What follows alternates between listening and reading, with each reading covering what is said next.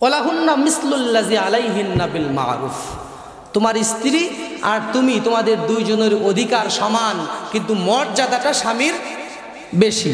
অধিকার সমান, অধিকার কি? মর্যাদা স্বামীর। ওয়ালাহুন্না মিসলুল্লাযী আলাইহিন্না বিল মারুফ, অধিকার দুইজনের সমান। আর রিজালু কাওয়ামুনা আলান নিসা, কিন্তু পুরুষই নারীর অভিভাবক। অধিকার সমান হলেও পুরুষের মর্যাদা বেশি না কম? মহিলা প্যান্ডেল যদি থাকে, ভাবি সাহেবেরা আমার ভাইদেরকে অবহেলা করবেন না, যদি দুনিয়াতে কাউকে সিজদা করার হুকুম থাকতো, আমার এই ভাইয়ের ফাটা পায়ে আপনার পড়ে থাকা লাগতো। আরেকবার, অনেকে বলছে আরেকবার কোন, ভাবি বুঝি সেবা করে না। ভাবি, আল্লাহর রাসূল বলেছেন যদি দুনিয়ায় কাউকে সিজদা করার হুকুম থাকতো, তাহলে প্রত্যেকটা নারীর জন্য তার স্বামীকে সিজদা করা ফরজ হয়ে যেত। সুবহানাল্লাহ।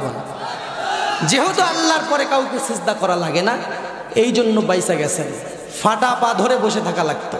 খবরদার। আবার আপনাদের জন্যও একটা কথা, অনেক কাজ করে তারা বাড়ির মেহমান, তাদেরকে আদর করেই রাখবেন। ওয়ালাহুন্না মিসলুল্লাযী আলাইহিন্না বিল মারুফ, ভালো ব্যবহার আপনি যতটুকু করবেন সেও ততটুকু করবে, এই অধিকার কিন্তু আছে। আপনি যদি যা গরম দেখান, ভাবিরও গরম দেখানোর অধিকার আছে এই আয়াত অনুযায়ী। তোমার বউ আছে নাকি? এই ও আচ্ছা, ওই বউ তো ঠিক আছে, ঠিক আছে, এখন থেকে শিখে রাখো, রাত 2টা পর্যন্ত জেগে আছে, বিয়ে করায় দেন, বিয়ে করায় দেন, বিয়ে করায়।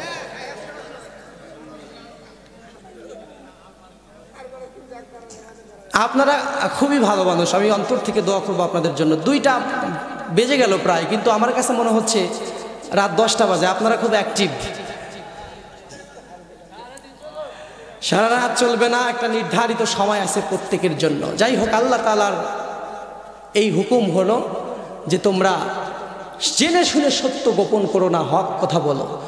2 নাম্বার আল্লাহ রাব্বুল আলামিন বললেন ওয়াত্তাকু ইয়াওমান তুরজাউনা ফীহি ইলাল্লাহ, মানুষ ওই দিনের কথা স্মরণ করো যেদিন তোমরা সবাই আমি আল্লাহর কাছে ফিরে আসবে। আল্লাহু আকবার।